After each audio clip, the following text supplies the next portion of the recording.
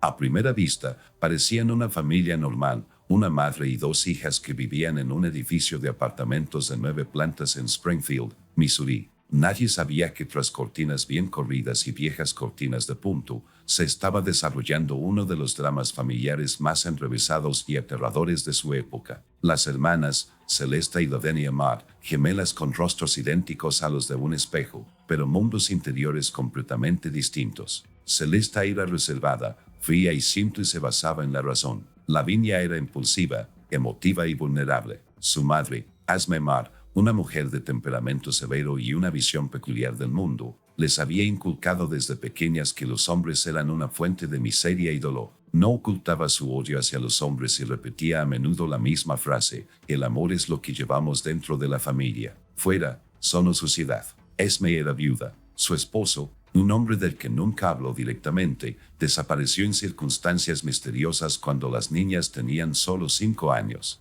Desde entonces, no se pronunciaron nombres masculinos en casa. La crianza de Esme se basaba en el aislamiento absoluto y el control total. Prohibía a sus hijas comunicarse con los demás, incluso a la tienda, iban estrictamente de una en una y siempre bajo supervisión. Los vecinos árabes veían a la familia Mott. La señora Harriet Jennings, que vivía al otro lado del pasillo, recordaba, eran como fantasmas. A veces se oían pasos, pero nunca se los veía a todos juntos. Siempre uno a la vez, siempre con prisa, sin mirarlos a los ojos. Este retraimiento no era inusual en los Estados Unidos de la posguerra, donde muchas familias lidiaban con el trauma a su manera, pero los Mott llevaban la privacidad al extremo. Los registros de la escuela primaria Springfield indicaban que las gemelas solo asistieron hasta 3er grado, después de lo cual Esme las retiró para que recibieran educación en casa. Las maestras recordaban a las niñas como inusualmente calladas, siempre vestidas idénticamente con vestidos grises y cuellos blancos,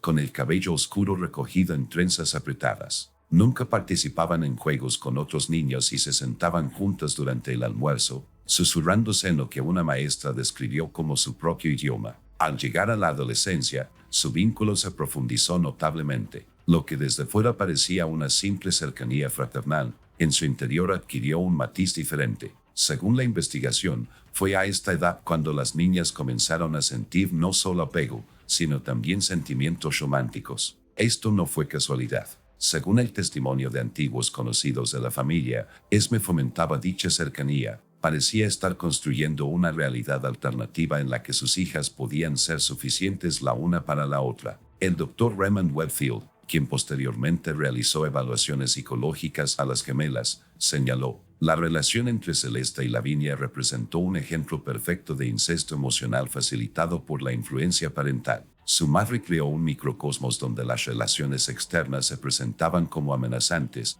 mientras que los vínculos familiares internos se idealizaban hasta un punto perjudicial. El control de Esme se extendía a todos los aspectos de la vida de las niñas. Seleccionaba su ropa, preparaba todas sus comidas y supervisaba su material de lectura. El apartamento no tenía radio, y los periódicos solo se traían después de que Esme eliminara cuidadosamente ciertas secciones. El mundo exterior existía solo a través del filtro de la perspectiva de Esme, que pintaba una realidad donde los hombres eran depredadores y la sociedad estaba corrompida. Para 1945, cuando las gemelas cumplieron 18 años, habían desarrollado personalidades distintas a pesar de su aislamiento. Celeste se había vuelto a la práctica, administrando las cuentas de la casa y acompañando a su madre a comprar provisiones. Lavinia se centraba en las tareas domésticas, cocinando y manteniendo su pequeño apartamento con esmero. Según testimonios posteriores, este periodo marcó el comienzo de lo que con el tiempo se convertiría en un patrón mortal.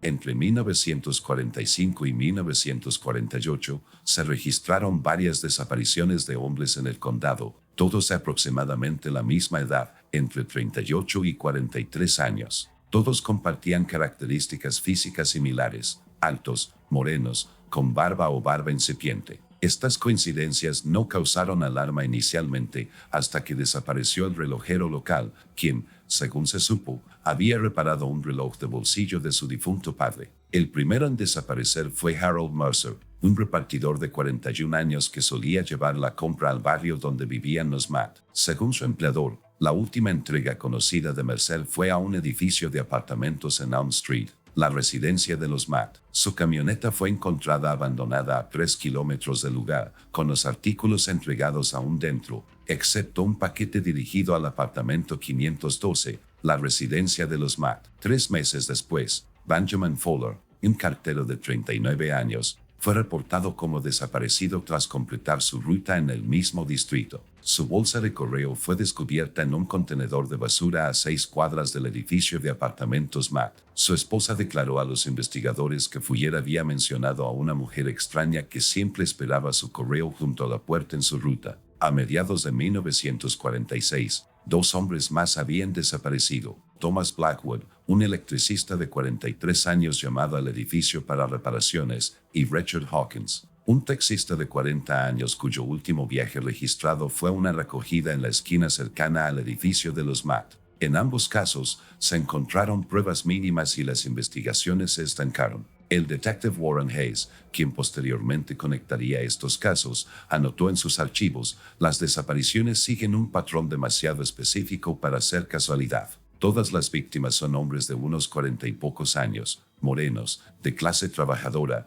y todos tenían alguna conexión, por tenue que fuera, con el mismo radio de 6 manzanas. El descubrimiento se produjo con la quinta desaparición a principios de 1948. Gerald Finch, el relojero de 42 años cuyo taller se encontraba a 3 calles del apartamento de los Matt. A diferencia de las víctimas anteriores, Finch tenía una conexión directa con la familia. Sus registros mostraban que 2 meses antes de su desaparición, una mujer que coincidía con la descripción de Esme Matt había llevado un reloj de bolsillo antiguo para su reparación. El reloj llevaba grabadas las iniciales HM, que coincidían con las de Henry Matt, el esposo de Esme, desaparecido 13 años antes. Una testigo, la señora Dorothy Clark, quien había estado en la relojería, recordó: la mujer era muy exigente con el reloj. Insistió en que el señor Finch lo manejara personalmente y no su aprendiz. Insistía en que era una reliquia familiar y que necesitaba cuidados especiales. Pero lo extraño era cómo miraba al señor Finch, como si estuviera viendo a otra persona. Lo que los investigadores descubrirían más tarde fue que Gerald Finch guardaba un asombroso parecido con Henry Matt, basándose en la única fotografía hallada en posesión de la familia. Lo mismo ocurría con cada uno de los hombres desaparecidos. Todos compartían características físicas con el padre de los gemelos. Los registros del condado revelaron que Henry Matt no había desaparecido simplemente, como Esme les había contado a sus hijas. Se le había dado por muerto en 1935, aunque su cuerpo nunca fue encontrado. La causa oficial fue ahogamiento accidental tras el hallazgo de su bote pesquero volcado en el lago Springfield. Sin embargo, la investigación en aquel momento había sido, en el mejor de los casos, superficial. Esme identificó sus efectos personales y se negó a una búsqueda más exhaustiva. Como escribiría más tarde el detective Hayes, cada hombre desaparecido representaba un fantasma, un recordatorio de la figura paterna que Esme Matt había trabajado tan diligentemente para borrar de la conciencia de sus hijas, solo para recrearlo como un espectro de amenaza y peligro. La investigación comenzó en serio cuando Celesta apareció inesperadamente en la comisaría una fría mañana de marzo de 1948. No acudió a confesar, buscaba la protección de su hermana. Lo que sucedió después conmocionó incluso a los investigadores más experimentados. El agente Frank Jenkins, quien se encontraba en el mostrador cuando llegó Celesta, la describió como extrañamente tranquila, hablando con un tono mesurado, como si recitara datos sobre el clima en lugar de describir sucesos horribles. Celesta solicitó hablar con el detective a cargo de las desapariciones, alegando que tenía información relevante. El detective Warren Hayes, que había estado conectando informalmente el patrón de hombres desaparecidos, fue llamado. Su entrevista inicial con Celesta duró 7 horas, durante las cuales ella reveló aspectos de la vida de la familia que habían estado completamente ocultos a la vista del público. Mi hermana y mi madre han estado trayendo hombres a nuestra casa, declaró. Hombres que se parecen a mi padre. Hombres que representan lo que mi madre llama el pecado original de nuestra familia. Me temo que seré la próxima. Cuando le preguntaron por qué temía por su seguridad, Celesta explicó que recientemente había descubierto el diario de su madre, que contenía anotaciones que sugerían que ambas gemelas estaban impurezas de energía masculina y que eventualmente necesitarían purificación. Este descubrimiento la llevó a cuestionarse todo sobre su vida aislada. Alice envió inmediatamente a los agentes al apartamento de Matt, donde encontraron a Lavinia sola, sentada tranquilamente a la mesa de la cocina. El apartamento estaba impecable, sin señales de forcejeo ni actividad delictiva. Lavinia no se resistió al arresto, pero solo hizo una pregunta. ¿Te contó Celesta lo del sótano? El sótano al que se hace referencia no estaba en el edificio de apartamentos, que no contaba con instalaciones similares para los residentes, sino en una propiedad abandonada en las afueras de Springfield, una pequeña casa que, según los registros del condado, había sido comprada por Esme Matt con su nombre de soltera, Esme Fletcher, en 1937. Cuando los investigadores llegaron a esta ubicación secundaria, descubrieron un espacio cuidadosamente construido que Alice describiría posteriormente en su informe como un museo de la locura. El sótano contenía 5 áreas distintas, cada una meticulosamente organizada con objetos personales de los desaparecidos: la gorra de reparto de Harold Mercer, la placa postal de Benjamin Fowler, la caja de herramientas de Thomas Blackwood, la identificación de conductor de Richard Hawkins y la lupa de relojero de Gerald Finch. Más inquietantes eran las paredes, cubiertas de fotografías de los desaparecidos, cuyos rostros habían sido alterados con tinta para enfatizar rasgos que se parecían a los de Henry Mott. Intercalados, se veían pasajes copiados de libros de psicología freudiana, centrados especialmente en el parricidio y los complejos de Edipo. Las pruebas forenses recogidas en el sótano incluyeron rastros de sangre que coincidían con los grupos sanguíneos de 3 de los hombres desaparecidos. Las herramientas halladas en un armario cerrado con llave mostraban indicios de limpieza con productos químicos industriales, pero aún conservaban evidencia microscópica de tejido humano. Lo más revelador fueron los diarios, docenas de ellos, escritos con 3 caligrafías distintas: la fluida de Esme, la letra precisa y apretada de Celesta y el garabato errático y emotivo de Lavinia. Estos diarios, que abarcan más de una década, documentaban no solo las desapariciones, sino también la justificación psicológica que la familia había construido en torno a ellas. Los escritos de Esme revelaron a una mujer consumida por el odio hacia su esposo, a quien acusaba de infidelidad psicológica y de corromper la pureza de nuestras hijas con su masculinidad. Describió elaborados rituales de limpieza del hogar tras cualquier presencia masculina y su creciente convicción de que sus hijas necesitaban ser protegidas de la influencia masculina mediante medidas extremas. A medida que la investigación se expandía, las autoridades comenzaron a entrevistar a antiguos conocidos de la familia. La señora Eleanor Simmons, quien había empleado brevemente a Esme como costurera en 1939, recordó: nunca hacía ropa de hombre, ni siquiera reparaciones sencillas. Una vez, cuando un cliente trajo los pantalones de su esposo para que le hicieran el dobladillo, Esme se sintió mal y tuvo que irse temprano. Al día siguiente, renunció sin cobrar su sueldo. La pieza de evidencia más crucial provino de un compartimiento oculto en el piso del sótano: el reloj de bolsillo de Henry Mott, el mismo que Gerald Finch había reparado, cubierto de sangre seca que luego se confirmaría como la de Henry a través de la tipificación sanguínea rudimentaria disponible en ese momento. Según las transcripciones de las entrevistas, las hermanas habían estado seleccionando deliberadamente a hombres que les recordaban a su padre, un hombre al que solo conocían por una vieja fotografía escondida en una caja familiar durante 2 años. Estas imágenes aparentemente evocaban miedo y asco, arraigados en su crianza por su madre. Cada desaparición estaba vinculada a un intento de librarse de los recuerdos, de la sombra de la figura masculina que, según Esme,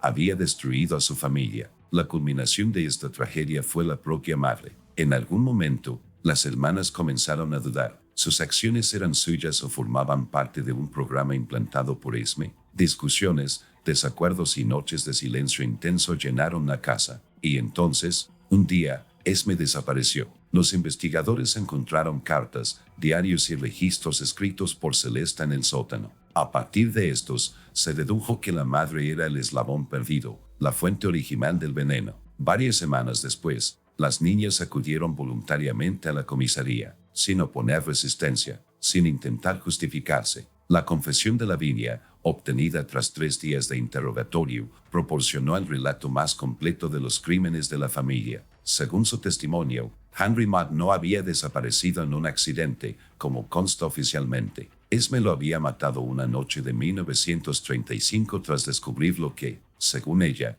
era una atención inapropiada hacia las gemelas de 5 años. El recuerdo de Lavinia del suceso era fragmentario, basado principalmente en lo que Esme les había contado a las niñas a medida que crecían. Mamá dijo que nuestro padre estaba loco, declaró Lavinia. Dijo que nos miraba como ningún padre debería mirar a sus hijas. Nos protegió. Dijo que a veces la protección requiere sacrificio. El cuerpo de Henry, según Lavinia, había sido enterrado en el jardín de la casa donde vivían antes de mudarse al apartamento. La excavación policial de la propiedad, que ya había sido vendida y reurbanizada, reveló restos humanos que coincidían con los de un hombre de unos 40 y pocos años. Las desapariciones posteriores siguieron un patrón establecido por Esme. Identificaba a hombres que se parecían a Henry, conversaba con ellos y finalmente los invitaba a la casa con diversos pretextos. Una vez allí, los gemelos, siguiendo el ejemplo de Esme, participaban en lo que Esme llamaba la purificación, un ritual que comenzaba ofreciéndole al hombre un té con potentes sedantes y terminaba con su muerte. El doctor Marcus Bellamy, forense que examinó los restos recuperados, determinó que cada víctima había fallecido por una combinación de sobredosis y asfixia. La precisión del método sugiere conocimientos médicos, señaló su informe. Esto coincidió con la información que posteriormente se reveló de que Esme había cursado una breve formación como auxiliar de enfermería antes de casarse. La revelación más impactante llegó cuando Celesta, en su confesión por separado, afirmó que la propia Esme había planeado eliminar a las gemelas. Empezó a ver a nuestro padre en nosotras, explicó Celesta. Dijo que teníamos su mirada, su forma de pensar. Escribió en su diario que la purificación debía ser completa. Según Celesta, ella y Lavinia confrontaron a su madre tras descubrir estos escritos. La confrontación se intensificó y en lo que Celesta describió como un momento de lucidez, se dieron cuenta de que Esme las había manipulado toda su vida. Las gemelas, actuando juntas en lo que Celesta afirmó fue defensa propia, habían sometido a su madre al mismo destino que los hombres. Los restos de Esme fueron recuperados del sótano de la casa abandonada, enterrados bajo las tablas del suelo de lo que parecía ser un santuario construido en su memoria. Los gemelos continuaron con su patrón de matar a hombres que se parecían a su padre incluso después de la muerte de Esme, lo que sugiere que su adoctrinamiento había calado hondo en sus mentes. Cuando le preguntaron por qué finalmente había dado el paso al frente, Celeste explicó: Lavinia quería parar, pero yo no podía. Empecé a ver a nuestro padre en otros rostros, hombres más jóvenes, incluso mujeres a veces. Supe entonces que esto nunca terminaría, y supe que, con el tiempo, también lo vería en Lavinia. El caso de las hermanas Mack se convirtió en un estudio fundamental en psicología forense. El doctor Raymond Webfield, designado para evaluar a ambas mujeres antes del juicio, dedicó más de 100 horas a entrevistarlas por separado y juntas. Sus hallazgos, publicados en el Journal of Abnormal Psychology en 1950, proporcionaron una perspectiva sin precedentes sobre la dinámica de la psicosis compartida en un sistema familiar cerrado. El caso Mack representa una combinación perfecta de factores psicológicos,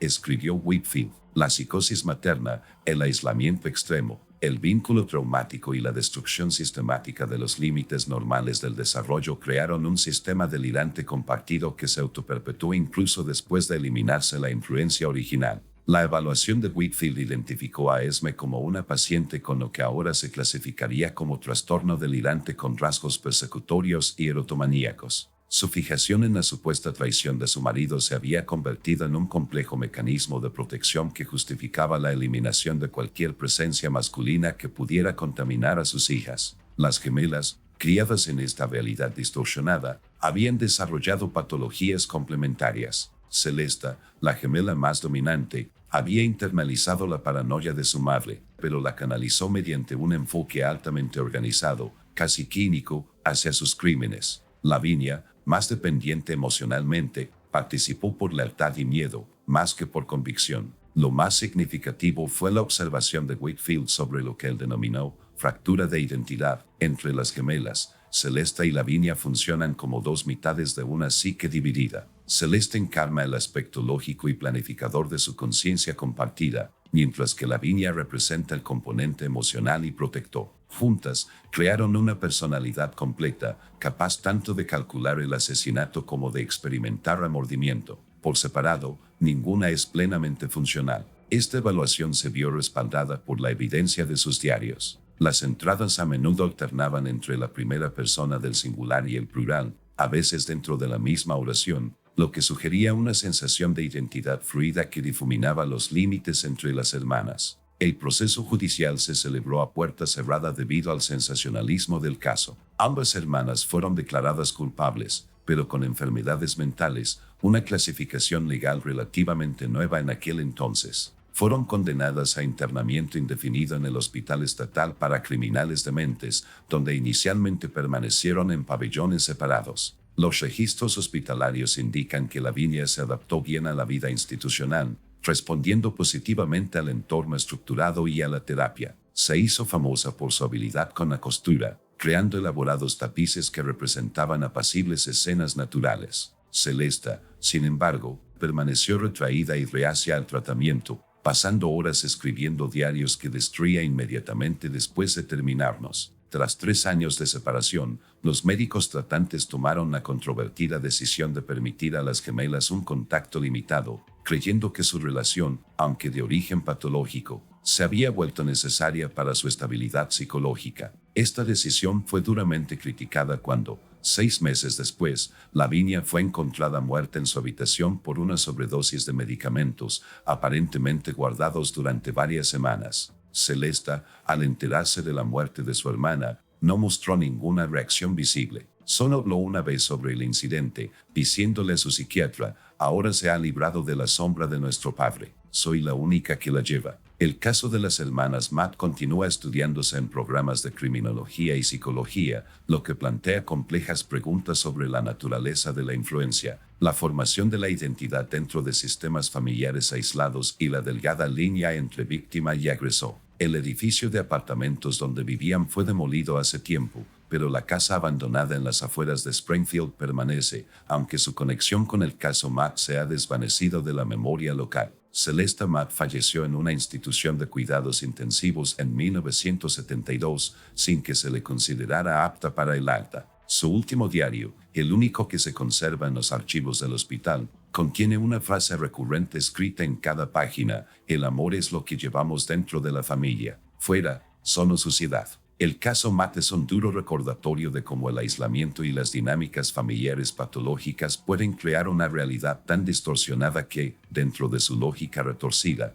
los actos de violencia extrema se vuelven no solo justificados, sino necesarios. Revela el poder devastador de una personalidad dominante para moldear la cosmovisión de las personas dependientes, creando un legado de trauma que se extiende mucho más allá de una sola generación.